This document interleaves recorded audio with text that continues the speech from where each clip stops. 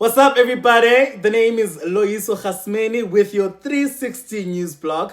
We need to clear this out. So whatever it is that we're posting on YouTube will be available on IGTV, Baba. Okay, so my Instagram handle is at Loyiso Khasmeni. Please do the right thing. Please follow. Please like. Please subscribe, and most importantly, comment, because we value your opinion more than anything. So our 90 degrees today is taken by News 24 and their news site titled Arts 24. They already have a Twitter page for this one, a Twitter handle for this. Well, I'm following them on Twitter at Arts 24. Shout out to you guys. I just thought it's a brilliant idea. I didn't even know what they were going to talk about, but just because they said Arts 24, I was like, brilliant. This is just a chance for them to literally publish the untold stories about really great artists out there. Shout out to you guys once again. I saw they tweeted about Simpiwe Dana, and I've already learned something. So guys, I didn't know that Bamako is a name of a town. I thought it's somebody's name, and maybe Simpiwe dedicated the album to that particular person. However, a big shout out to you once again. So I've learned something. So do yourself a favor, follow Arts 24, know about those upcoming artists, and let's support each other and grow. Hopefully 360 News Bloq will make it there. How's about that? Guys, I'm taking a sip now, because our 180 degrees is so annoying. Guys, I'm rolling my eyes. Oh my god. Anyway. So Kylie was trending this past week. No, but Nyasmus by a trend Kylie for Forbes and her being a billionaire. Like, I'm least interested in that. I don't want to talk about it. But the main reason why I brought it up is because of Forbes magazine Forbes as a media house. I don't know if now, because of this incident, one can be able to trust the information without judgment. I mean, if you say that she forged text documents, when you're the one that's doing the research, so why is it that you were unable to verify the information? Why? So just because it's Kylie Jenner, you go straight to your publishers and you publish a story without verification, and then you're gonna come back and tell us that she's no longer a billionaire, or she was never a billionaire. So they went as far as criticizing Kylie and her business, that it's not doing well, bloody blah, as if we give a rat's. But I like what Kylie did. She went on Twitter and said that there are far more pressing matters in the world right now than my income. And I was like, shout out to you, girl. And somebody sub-tweeted that, mentioned that tweet. They commented on the tweet with a George Floyd story, which we will be talking about a bit later on. But for now, our 270 degrees is taken by the former Miss First Lady, Michelle Obama. And this is basically because of one of my favorite bloggers. So one of my favorite bloggers questioned her blackness. She questioned her blackness, and I also questioned it, especially after hearing the stuff that I heard. So Michelle has a new documentary that's out. Apparently Oprah is there, and her best friend. I haven't checked it out. I won't lie to you, I haven't. But from what I understand, black people are only in the front line of that documentary. So they're only on camera. But the people that are off camera and those that are working behind the scenes are white. They're white. So people wanted to understand, Aibo Michelle, are you telling us that there weren't black qualified cameramen to consider, maybe, or producers or directors or editors or anything of that sort? Were there no other ones that were as successful but black? Great question. And my blogger went as far as revealing information I wasn't aware of, because she spoke about who's this guy? Michelle Obama. Barack. Apparently Barack had a thing for white women, or he has a thing for white women. I didn't know this. and Michelle is coconut enough to fit his criteria. And yes, guys, I don't know if we're gonna question people. We're gonna question. How do I say this? Are we gonna question everyone's blackness according to who they work with, or are we going to allow white people to segregate black people? Because for me to get this, whether it's true or not, I feel like also white people are very close to the black people that are close to them, those that align themselves with whiteness, those that don't really regard themselves as black, those that are like, that's too black, or maybe that's too ghetto.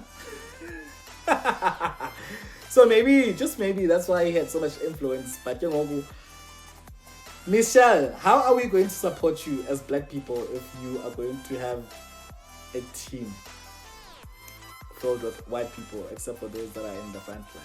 Like, umdala, bra, you umdala for Yongelento. I really don't know how to take that, especially considering the fact that you live in a country where people of your color are ridiculed, rebuked, and killed on a daily.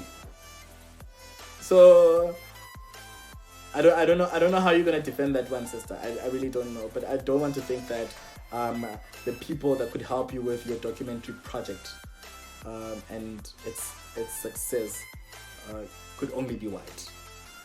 I don't want to think that. But anyway, moving on to our 360 degrees is obviously George Floyd and his traumatic death. Some white cow tweeted that how could somebody with such a big nose complain that they couldn't breathe? But anyway,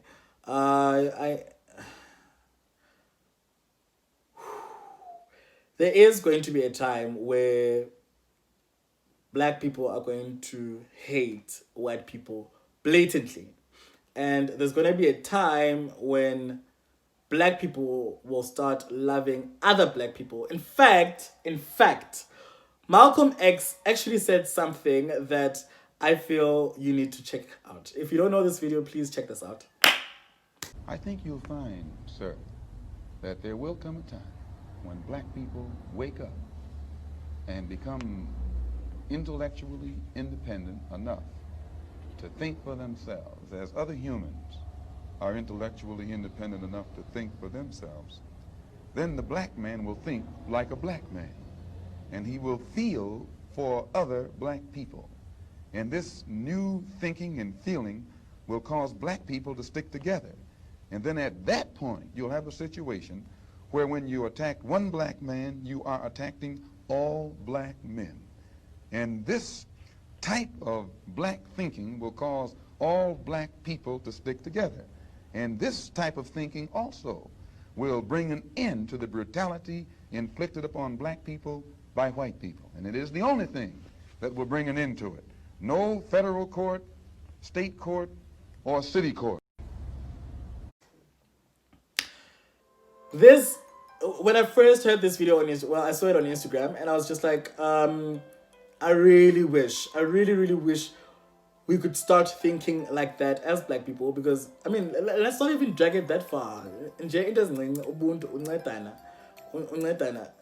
so easy for a black person to talk to a dodgy white stranger as opposed to a dodgy black stranger. Mastalini apple, guys. Mastalini apple.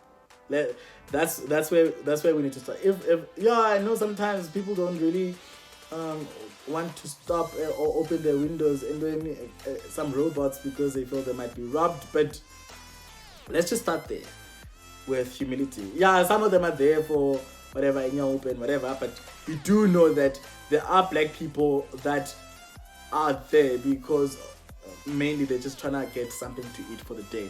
But a lot of celebrities had a lot to say about Floyd's situation. Beyonce, Trevor Noah, and Beyonce is disgusted. Actually, if you didn't see Beyonce's video, please check this out. We need justice for George Floyd. We all witnessed his murder in broad daylight. We're broken and we're disgusted. We cannot normalize this pain. And I'm not only speaking to people of color. If you're white, black, brown, or anything in between, I'm sure you feel hopeless by the racism going on in America right now. No more senseless killings of human beings. No more seeing people of color as less than human. We can no longer look away. George is all of our family in humanity. He's our family because he's a fellow American. There have been too many times that we've seen these violent killings and no consequences. Yes, someone's been charged, but justice is far from being achieved. And if you didn't see Trevor's video was way too long. I can't show you that video, but I am 100% behind Beyonce, and I understand why. Oh my gosh, I understand. Okay, apart from understanding, I'm more than happy.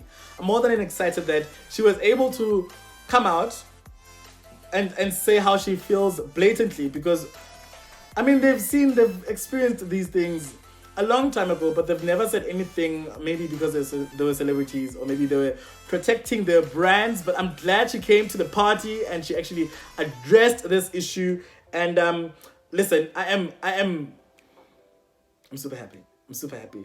But that brings us to the end of today. Please catch me next time right here on YouTube. From me to you, it's the biggest love. Don't forget to add me on Facebook. I'm Loyiso Khasmeni. And on Twitter, I'm @Loyiso_R. I follow back. And on Instagram, @Loyiso Khasmeni. We're also on IGTV. Same handle. So please do the right thing. Don't forget to comment, because we value your opinion more than anything. From me to you is the biggest love. I love you.